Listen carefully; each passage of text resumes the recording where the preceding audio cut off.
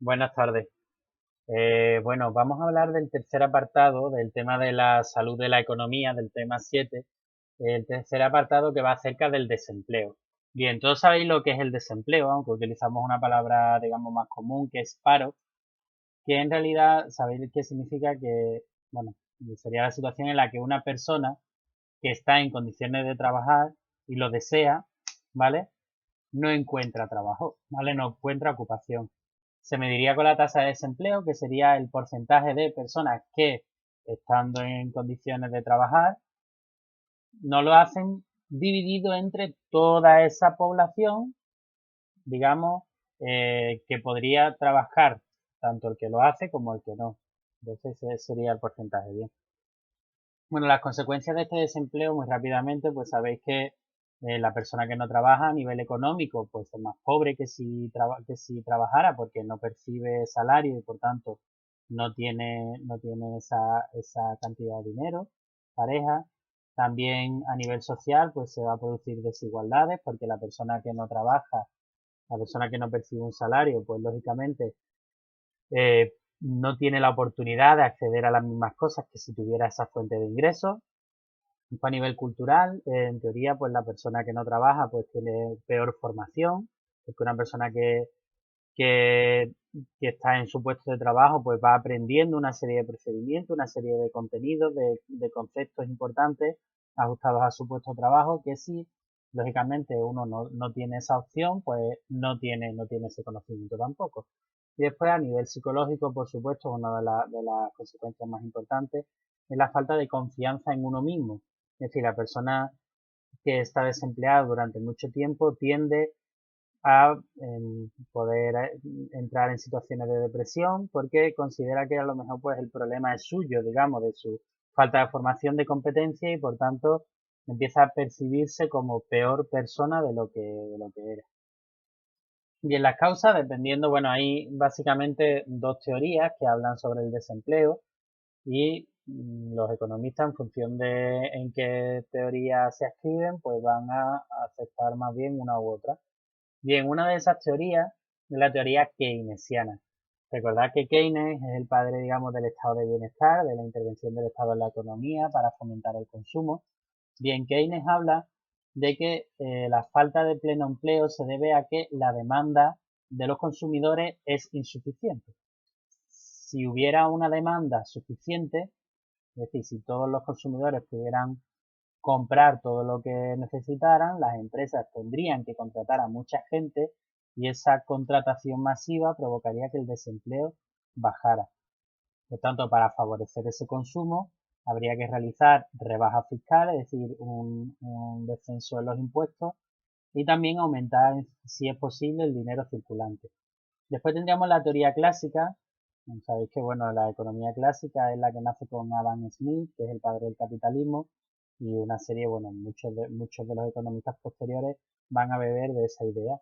Y la teoría clásica afirma que se produce desempleo porque los salarios son más altos de lo que deberían ser. Entonces, que sería más adecuado que ese mismo importe de esos salarios elevados, si se bajaran, ese dinero cabría para más personas y por tanto se encontraría un equilibrio mayor y se favorecería que hubiera más personas que estuvieran trabajando y por tanto consumiendo. ¿De acuerdo? Bien. Después, para los tipos de desempleo que existen, pues los vamos a distinguir entre el que se produce a corto plazo y a largo plazo. Lógicamente, el que más preocupa es el que se produce a largo plazo.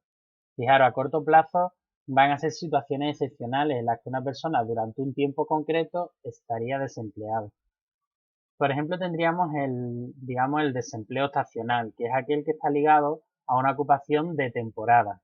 Pues un instructor de esquí, un monitor de esquí en una estación de esquí, pues lógicamente su trabajo va a producirse mientras las condiciones climáticas lo permitan, es decir, cuando haya nieve en la montaña y se puedan dar esas clases. Ese monitor sabe que cuando termine la temporada, pues se irá al paro o tendrá que buscar empleo en otras situaciones, o sea, en otras ocupaciones, y cuando vuelva a venir la temporada de invierno, pues podrá volver a encontrar trabajo. Algo también muy frecuente pues son los camareros que trabajan en la playa, ¿vale? Los chiringuitos y demás que hay en la playa y que saben que cuando vuelva a llegar la temporada de playa, pues podrán de nuevo trabajar en esa ocupación y cuando no, pues tendrán que buscar una ocupación diferente, provisional, o se irán al paro. También está otro a corto plazo, es el friccional, digamos el que coincide una persona que está en un puesto de trabajo y pretende irse a otro bueno, se va por el motivo que sea. El tiempo que tarda en encontrar un nuevo trabajo, que pueden ser días, semanas, meses, depende lógicamente de las condiciones de cada uno, pues si es algo puntual, es decir, yo estoy trabajando durante el mes de febrero hasta el mes de febrero en un sitio y empiezo en marzo en otro, pues esos días que han estado desde febrero hasta marzo, pues estaría desempleado. Pero es un desempleo friccional que no preocupa demasiado al sistema porque son días puntuales. El problemático es el que es a largo plazo. En el que es a largo plazo distinguimos dos. Estaría el cíclico, que por favor no confundáis con el estacional. El cíclico se refiere a los ciclos de la economía, es decir, a una situación de crisis o de auge económico, que dura generalmente varios años. Si se produce una crisis económica, un periodo de recesión en el que hay un descenso del Producto Interior Bruto, por ejemplo, pues sabéis la crisis que se desencadenó en el año 2008, que se conoce, bueno, como la crisis de los años 10, digamos, que acabamos, digamos, de pasar, como quien dice, pues generó por el freno, por ejemplo, que se produjo en el sector de la construcción, pues provocó que muchísima gente que se dedicaba a este sector, pues se fuera directamente a las listas del desempleo, a las listas del paro. Muchísima gente sin formación, pero también muchos otros que, digamos, se dedicaban a este sector pues, es decir, desde el propio albañil en cualquiera de sus categorías hasta un promotor inmobiliario, un arquitecto, o un perito, digamos, o un ingeniero, pues o incluso profesiones anexas como son pintores, fontaneros, yeseros, digamos, personas que se dedicaban también al ámbito de la construcción, digamos, a tareas auxiliares. Pues todos ellos se fueron a la calle. Y claro, mientras, es decir, una persona que os digo yo, que es oficial de primera de albañilería, pues esa es su profesión. ¿Podrá buscar trabajo en otras profesiones? Por supuesto, pero lógicamente cuando uno ha invertido mucho tiempo en formarse, tiene una experiencia laboral importante, lo que pretende es seguir trabajando ahí porque es donde él aporta un valor añadido. Entonces, si su sector está paralizado, se encuentra atado de pies y manos para poder trabajar. Bien, ese es muy preocupante, pero el más preocupante de todo es el último, que es el estructural. En el estructural hay un desajuste total entre la oferta y la demanda laboral. Es decir, mal funciona un país si ese país necesita, que os digo yo, ingenieros informáticos y no los ha formado. Es decir, el sistema, las empresas, los propios trabajadores no se han percatado de que ahí había un nicho, digamos, una posibilidad de empleo. Y cuando se necesitan, no hay. Y si no lo hay, la economía del país se paraliza o hay que traer personas de fuera que puedan desarrollar esas tareas. Entonces, ese es el más grave. O bien no hay suficiente actividad, o bien no hay suficiente formación. Entonces, ese paro que es a largo plazo y que es estructural, porque es que es el sistema el que no funciona, ese es el peor de todos, ¿vale? Esa es la peor situación de todas. Bien, para afrontar digamos, para hacer frente al desempleo, existen políticas de dos tipos. Tenemos las políticas activas de empleo y las políticas pasivas de empleo. Aquí siempre se utiliza un símil que probablemente hayáis escuchado. Digamos que es cuando alguien quiere pescar un pez, pues tiene dos posibilidades y no lo puede hacer. La persona que le ayuda podría darle una caña para que él mismo lo pescara o darle el pez en la mano, ¿vale? En este caso, la política activa de empleo sería si le diéramos la caña, es decir, le damos el instrumento para que él mismo pueda encontrar un trabajo. En la política pasiva, sin embargo, lo que hacemos es, digamos, subvencionar durante un tiempo concreto a esa persona que no tiene modo de continuar y digo, de continuar adelante y se le ayuda, ¿vale? Entonces, dentro de las políticas activas de empleo, pues estaría la mejora de las agencias públicas de colocación, de esos sistemas que hay públicos de empleo que sirven para intermediar entre las empresas y los trabajadores o, bueno, las personas que quieren trabajar y no pueden. Entonces intermedian y buscan, digamos, a personas que puedan ocupar esos puestos de trabajo. Igual que las GTT, que son empresas de intermediación de trabajo temporal, de intermediación laboral, que también, digamos, juntan, digamos, al demandante de empleo y a la empresa que está buscando trabajadores. También, pues, lógicamente, que los contratos laborales sean adecuados a las necesidades que hay y, por supuesto, intentar reducir al máximo, de la manera, por medio de políticas de algún tipo, que se produzca paro cíclico o paro estructural, es decir, que el sistema funcione correctamente y, por supuesto, que no haya una crisis económica. Y en el caso de las pasivas, pues sería pues la prestación que se le da a una persona pues, cuando deja de trabajar, si ha cotizado un tiempo determinado, pues merece, digamos, un dinero durante un tiempo hasta que encuentre un trabajo. Pues eso es pasivo, digamos, lo único que hace es recibir el dinero y poder seguir adelante mientras el tiempo que dure ese desempleo, que ojalá sea poco.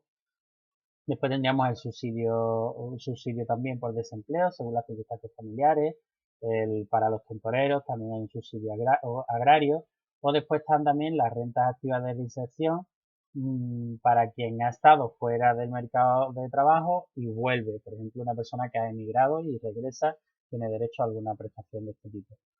Bien, bueno, la tasa de paro ya he dicho que es la relación porcentual que hay entre el parado y la población activa, es decir, entre la persona que quiere trabajar y no puede, dividido entre toda la gente que está en edad de trabajar y quiere, ¿vale? Esa sería la población activa. Utilizamos una serie de fuentes estadísticas diferentes. Tenemos las del SEPE, que es el Servicio Público de Empleo Estatal, que es una fuente muy fiable, ¿vale? Aunque pues nos recoge el trabajo irregular, las personas que no se inscriben, una ama de casa que no pretende trabajar y por tanto no se inscribe, aunque en la práctica si le surge algo a lo mejor le interesa, quién sabe. Después estaría el INS, que sería el Instituto Nacional de Seguridad Social, que ofrece el dato de los afiliados a la Seguridad Social que están en alta, pero tampoco controla todos los trabajadores irregulares que pueden existir. Después tendríamos el INE, que es el Instituto Nacional de Estadística, que publica la encuesta de población activa, la EPA, cada 3 meses. Y esta es una fuente muy fiable porque, bueno, son encuestas que se realizan aleatoriamente a personas que te explican su situación, de manera que el dato que aparece es totalmente fidedigno. Y después también tengo que hablaros pues, de la geografía del paro en nuestro país, es decir, los lugares donde tenemos más desempleados y los lugares donde tenemos menos desempleados.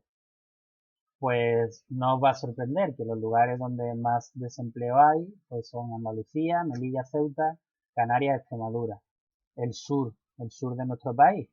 Mm, o bien, bueno, por situaciones políticas, o bien porque históricamente han sido zonas más deprimidas. Pues el caso es que prácticamente casi uno de cada 3 personas que quieren trabajar en Andalucía no pueden. 2 tercios sí, pero 1 tercio no. Esto es un dato bestial, ¿eh? De los peores datos que hay en toda Europa, ¿eh? Incluyendo Europa del Este, ¿eh? ¿De acuerdo? Bueno, y ya en la situación de las ciudades autónomas y demás, pues a veces incluso peor. Donde menos paro hay, pues País Vasco, Navarra, Islas Baleares, básicamente norte del país, donde, pues ya os digo, por las condiciones económicas, es decir, por el dinamismo económico, por el motivo que sea, pues, o por las políticas aceptadas, que posiblemente también puede ser el caso, pues aquí encontraríamos menos desempleo. Este desempleo, pues, se va moviendo en función del tiempo. Ahí, cuando llega la crisis económica, lógicamente, la tasa de desempleo es mucho mayor y cuando viene un momento de auge económico, pues la tasa de desempleo es menor. ¿De acuerdo? Bueno, pues muchas gracias por todo.